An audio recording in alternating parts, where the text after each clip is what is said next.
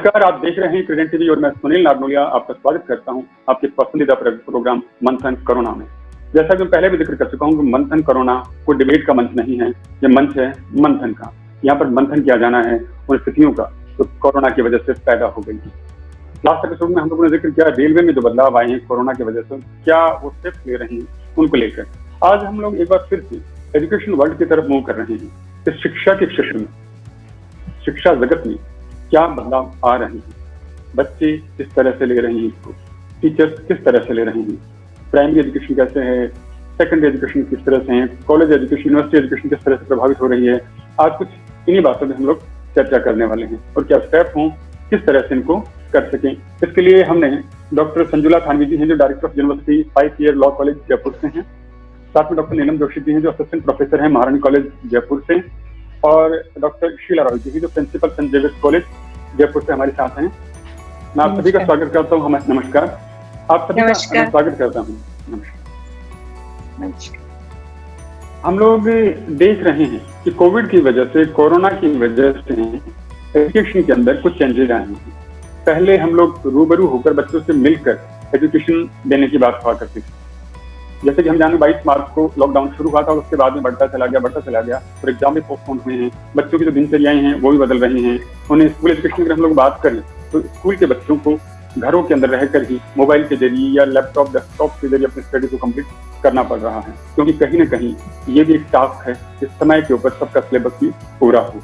तो कुछ आज ऐसी बातों को चर्चा हाथ हम लोग भी करने वाले हैं। मेरा पहला सवाल है डॉक्टर शीला राय जी से रहेगा कि मैडम, हमें ये सुनने में आ रहा है कि बच्चों के एग्जाम रद्द कर दिए जाएं और उन्हें नेक्स्ट ईयर के अंदर वैसे ही प्रमोट कर दिया जाए बिना एग्जामिनेशन के लिए।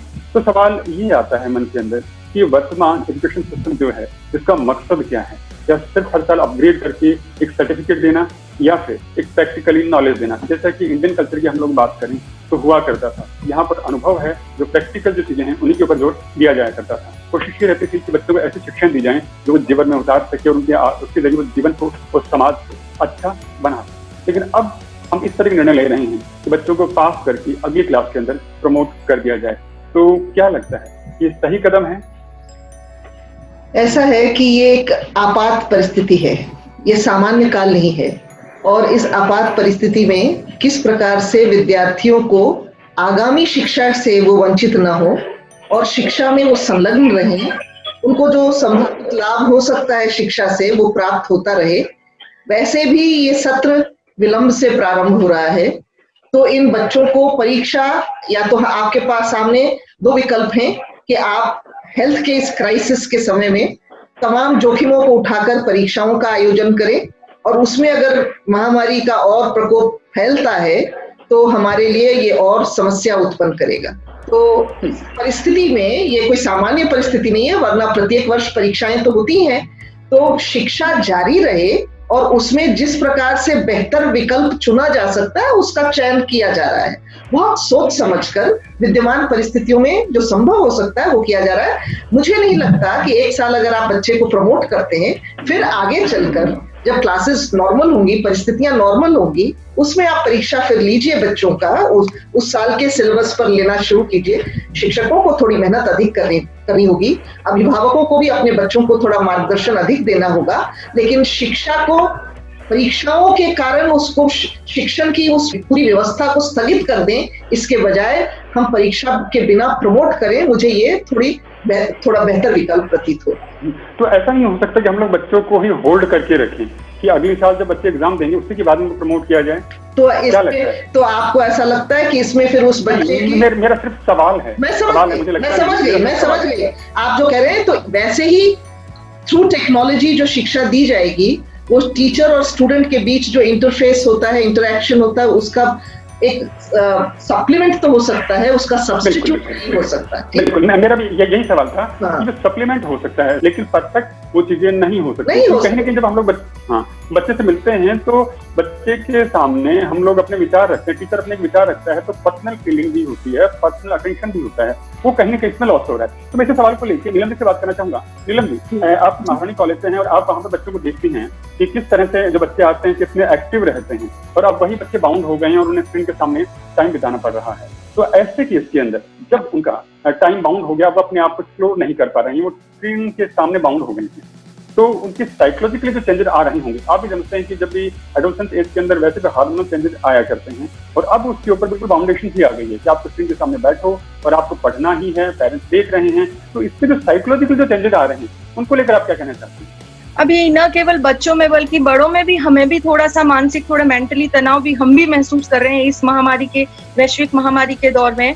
और ये एक ऐसी परिस्थिति है इस समय, ऐसा महारानी में हर तरह के, हर क्षेत्र के बच्चे आते हैं, हर समुदाय के बच्चे आते हैं। तो कुछ गरीब समुदाय के बच्चे भी आते हैं, कुछ अच्छे समुदाय के भी आते हैं। तो सबके पास ऐसा इंटरनेट और ऐसी फैसिलिटी, एंड्रॉइड मोबाइल होना जरूरी नहीं है कि सभी के पास हो। तो इस अवस्था में उनके पास ये कनेक्टिविटी, इंटरनेट सभी के पास उपलब्ध नहीं होती है। तो ये एक बहुत बड़ी चुनौती है इस समय में कि वो किस तरह से इस शिक्षा से, डिजिटल शिक्षा से जुड़े रहे।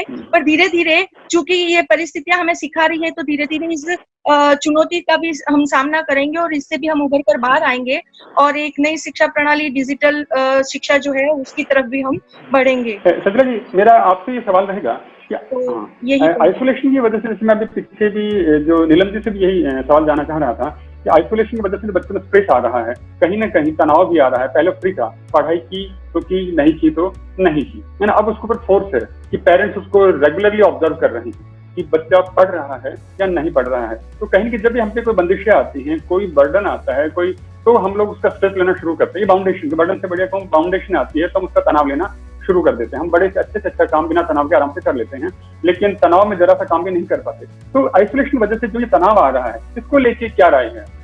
देखिएगा, अभी जैसे हमारा जो पढ़ाई कराने का जो टीचिंग का मेथड है वो चेंज हो गया है। पहले हम ऑफलाइन में जा रहे थे, अब ऑनलाइन में आ गए हैं, यानी कि हम डिजिटलाइजेशन की तरफ से बढ़ रहे हैं।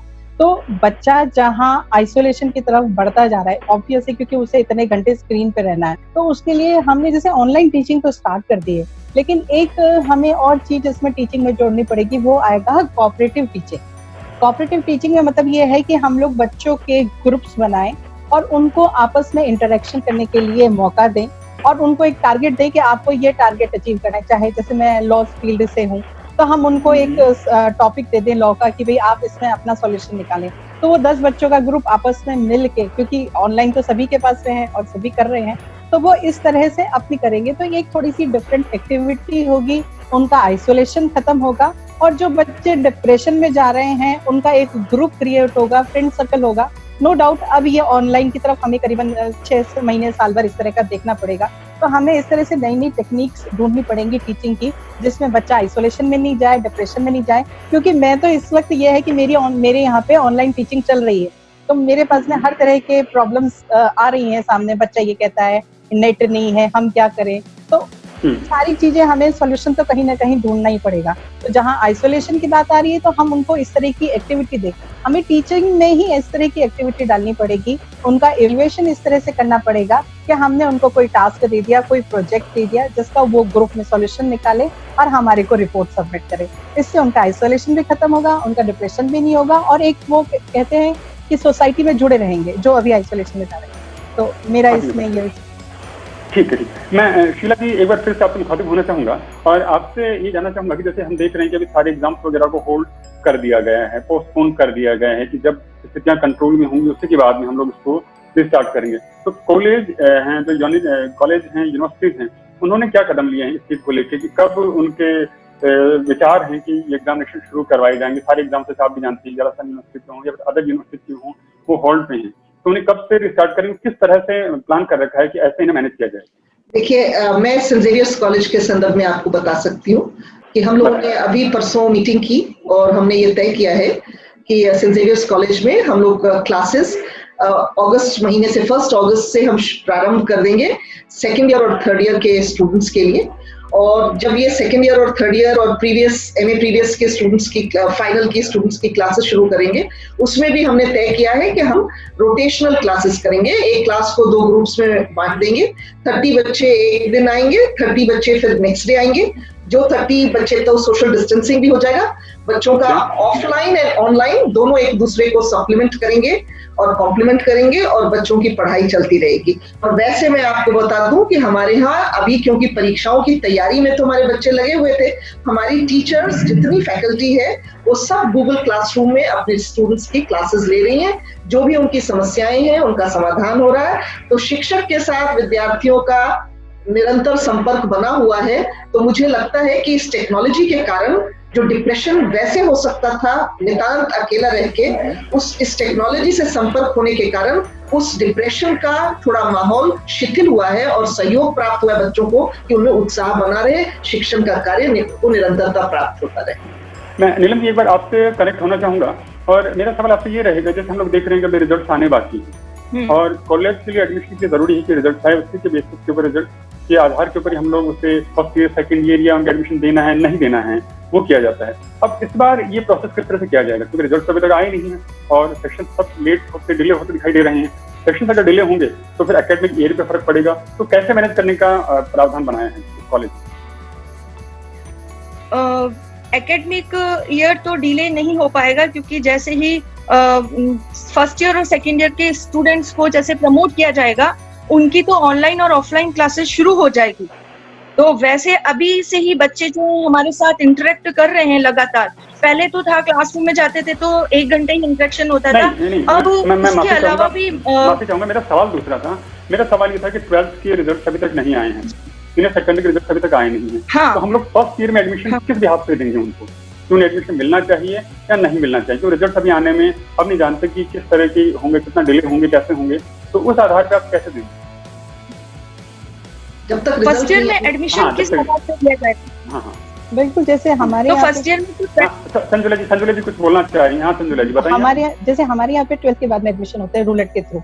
हर साल यहाँ पे एंट्रेंस एग्जाम होता है university of IPL law college में, लेकिन इस वक्त अभी स्थिति ये है कि 12th के एग्जाम्स ही कंडक्ट पूरे नहीं हुए। शायद 30 जून उनके हैं जो उनके होंगे, तो अभी इसमें ये अगस्त तक जाएंगे। और जहां तक मुझे संभावना लगती है कि हम एंट्रेंस शायद ही करा पाए, इनके रिजल्ट आ जाए तो हम क्लासेस शुरू करा पाएंगे। उससे पहले हम ले ही नहीं सकते एडमिशन, क्योंकि एलिजिबिलिटी क्राइटेरिया सवाल था कि फर्स्ट ईयर में एडमिशन कैसे होंगे?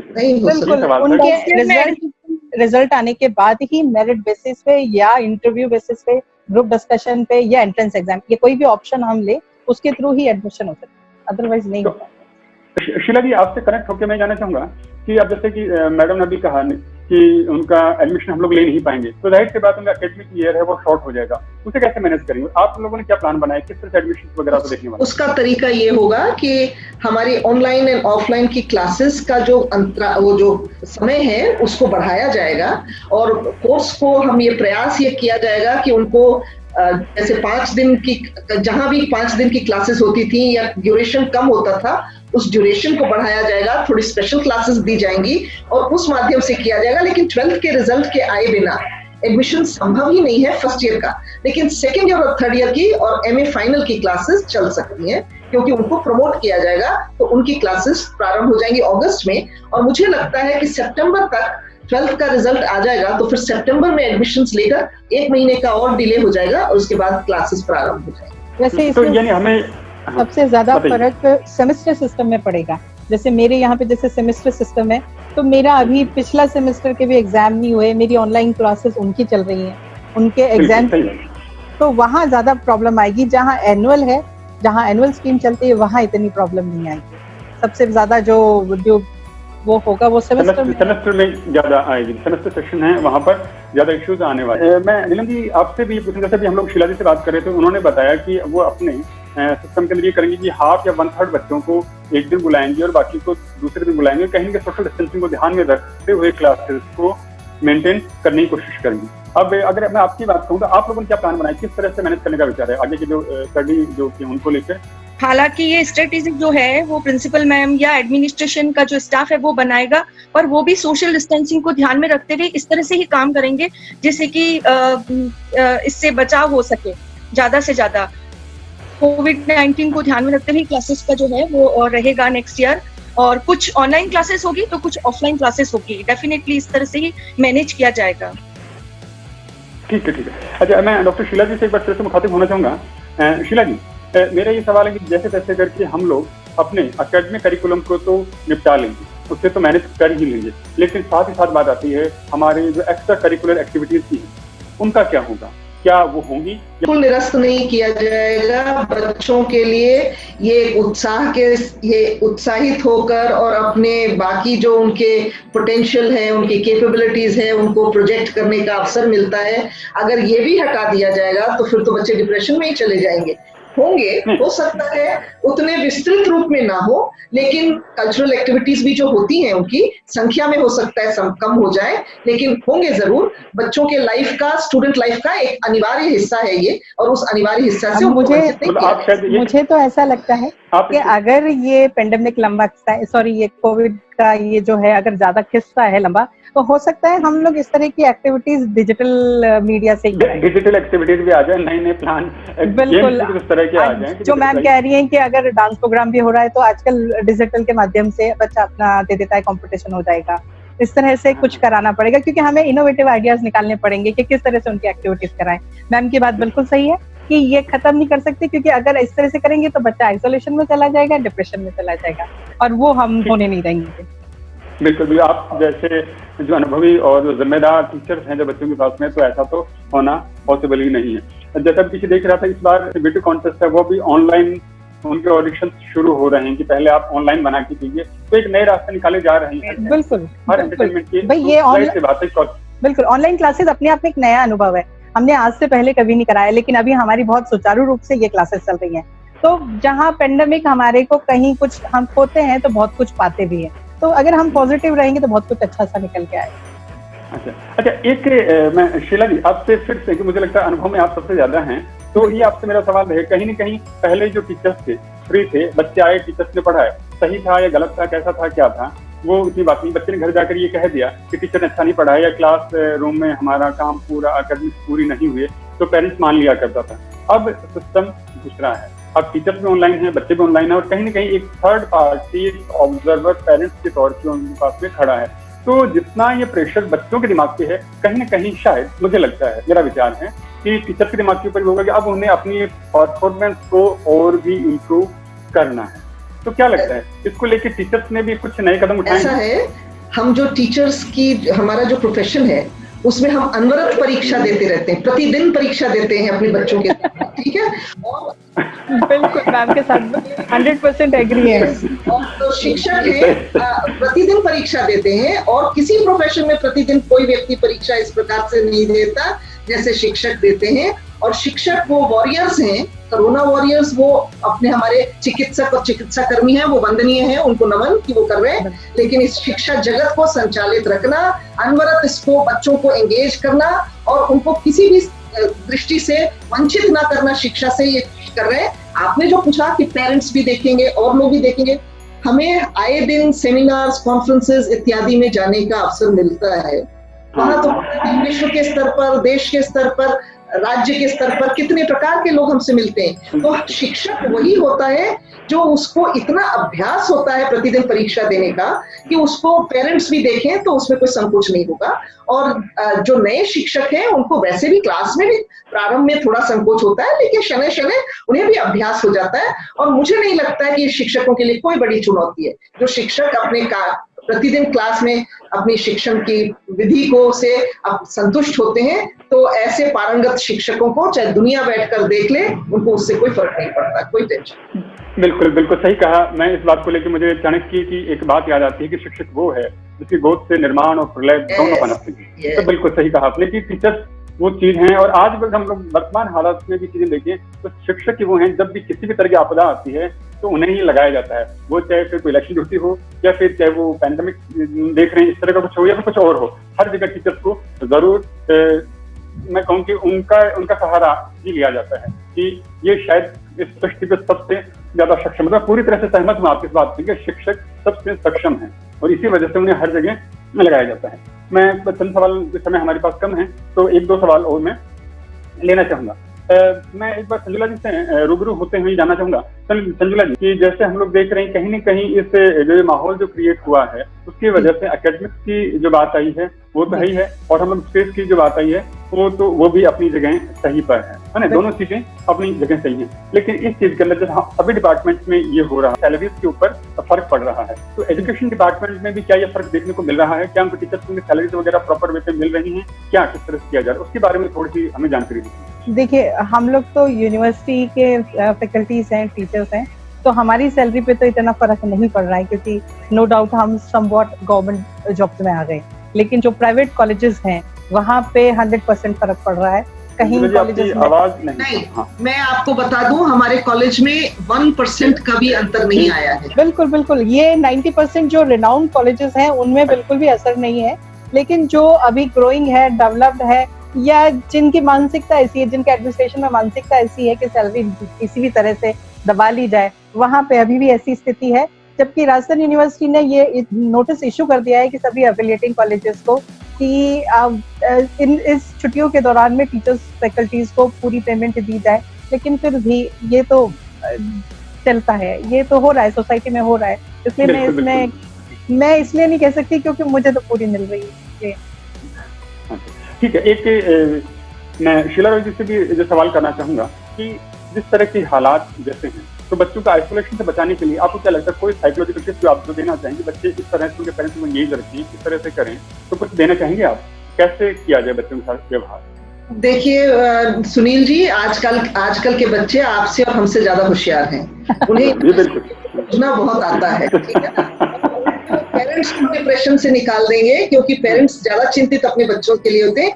ये जो टेक्नोलॉजी है ना, इसने एक ऐसा संसार उनके सामने प्रस्तुत कर दिया है कि उससे वो इतने मगन हो जाते हैं। फैक्ट है कि कुछ तो फर्क पड़ता है कि वो जो फिजिकल मीटिंग होती थी, फ्रेंड्स के साथ घूमना होता था, वो नहीं होता है। लेकिन virtual meetings, virtual get togethers, virtual discussions, ये तो है ना। सो टेक्नोलॉजी का शुक्रगुजार हैं हम लोग सब कि हमारे बच्चे जो शायद डिप्रेशन में चले जाते अगर बिल्कुल एकाकी होते, इस टेक्नोलॉजी के माध्यम से नहीं हुआ। और हम उन्हें प्रोत्साहित करते हैं कि थोड़ा पढ़ें, छुट्टियों में कुछ अपने बुक्स भी पढ़ें कुछ। और अब तो गूगल बाबा एक ऐसे आ गए हैं कि उस पे इतना उनको उपलब्ध होता है, उचित अनुचित सब कुछ प्राप्त हो जाता है उनको पढ़ने के लिए। तो पेरेंट्स को केवल थोड़ी निगरानी ये रखनी होती है कि वो अपने समय का दुरुपयोग ना करें, कुछ सार्थक पढ़ें। लेकिन एंटरटेनमेंट के भी इतने आपके पास अवसर और इतने माध्यम हैं कि बच्चों को उसकी कमी वैसे महसूस नहीं। बहुत सही कहा आपने कि कहीं न कहीं गूगल गुरु इस तरह के आ गए हैं जिन्हें हमसे और आपसे सबसे ज्यादा कहीं न कहीं देखिए एक ईश्वर की तरह है, जहाँ पर आप जाइए और सब कुछ आप खंगाल सकते हैं। अगर कुछ सस्ते में है तो वो गूगल पर अवेलेबल है, सिर्फ संवेदनाओं के अलावा। संवेदनाएं नहीं है, बाकी सब कुछ वहाँ पर मिल जाएगा। नॉलेज आप जितनी लें, आप कैसे यूज करते हैं वो हमारे ऊपर है। तो सवाल ये भी आता है नीलम जी, मैं इस सवाल को लेके और ये आज के सवाल के तौर पर लेना चाहूंगा कि सवाल ये भी आता है कि बच्चों का स्क्रीन टाइम बढ़ रहा है। बच्चों की नेट जो पहले कहीं पेरेंट्स के जो रिस्ट्रिक्शन थे, ठीक है, बच्चे अपने लिहाज से ही यूज करते थे, पेरेंट्स की इतनी इंटरफेरेंस को मानते ही नहीं थे।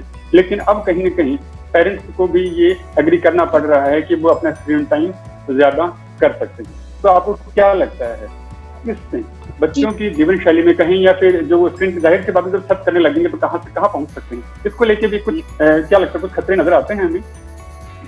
जी, अभी तो फिलहाल जैसे कोविड-19 को देखते हुए हम कहते हैं कि बच्चे और पेरेंट्स सब एक जगह एक ही साथ है, एक ही जगह है, एक ही फैमिली में, एक ही घर के अंदर है, तो पेरेंट्स की बराबर बच्चों पर निगाह बनी भी रहती है। तो इसका तो कोई मिसयूज नहीं हो सकता। और ये एक बच्चे के खुद के विवेक पर निर्भर करता है कि वो किसी भी टेक्नोलॉजी का कितना सही उपयोग करता है और उसका कितना दुरुपयोग करता है। ये स्वयं के व्यक्तित्व पर निर्भर करता है। पर हाँ, टेक्नोलॉजी ने कुछ समाज में कुछ अपराध तो बढ़ाए ही हैं। वो इस कोविड-19 के पहले भी बढ़ चुके हैं। अभी तो फिलहाल जो है, चूंकि कोविड-19 में लॉकडाउन था तो क्राइम जो ग्राफ है वो सोसाइटी में कम ही हुआ है। तो नेट का यूज तो अब हमारी आवश्यकता बन गई है। ये सकारात्मक पक्ष की तरफ हम ज्यादा देखेंगे। अभी हमारे समय की आवश्यकता है, इसलिए बच्चों को ये यूज कर रहे हैं कि हम खुद ही कहते हैं कि इसको यूज करना ही पड़ेगा। बिल्कुल बिल्कुल वही बात हो रही थी। चलिए, बातें तो आपसे बहुत सारे सवालों के जवाब भी अच्छे से मिल रहे हैं। मन तो यही कर रहा है कि इससे वार्तालाप को और भी बढ़ाऊं, लेकिन समय की मैं मुझसे यही कहती हैं कि अब हमें इस चर्चा को यहीं विराम देना चाहिए। तो समय की परिसीमाएं हैं और समय की सीमाएं हमें माननी भी पड़ती हैं। तो इन्हीं समय की सीमाओं का ध्यान रखते हुए अगले शो की तैयारी के लिए आप लोगों से विदा लेना चाहूंगा और आप लोग आए और हमसे जुड़े और हमें समय दिया, अपने विचार दिए और लोगों का मार्गदर्शन किया। इसके लिए बहुत बहुत आभार।